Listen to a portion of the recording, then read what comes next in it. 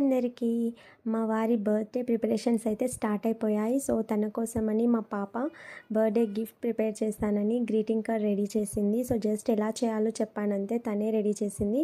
So ఇది చూసి వాళ్ళ నాన్న అయితే చాలా హ్యాపీగా ఫీల్ అయ్యాడు. సో ఫస్ట్ గిఫ్ట్ అనమాట మా అన్వి నుంచి.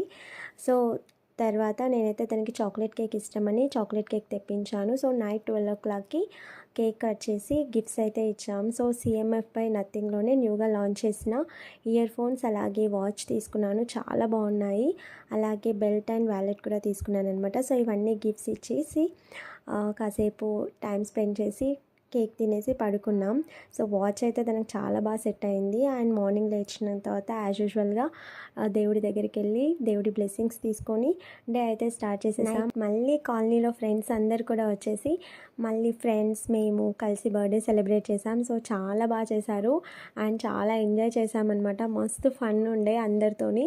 సో ఈ డేని ఇంత మెమరబుల్గా చేసినందుకు అందరికీ థ్యాంక్ యూ సో మచ్. తర్వాత కేక్ తినేసి బిర్యానీ తెప్పించుకొని సో మంచిగా పార్టీ చేసుకొని హ్యాపీగా ఎంజాయ్ చేసామన్నమాట. సో ఇదన్నమాట birthday vlog. Thank you so much.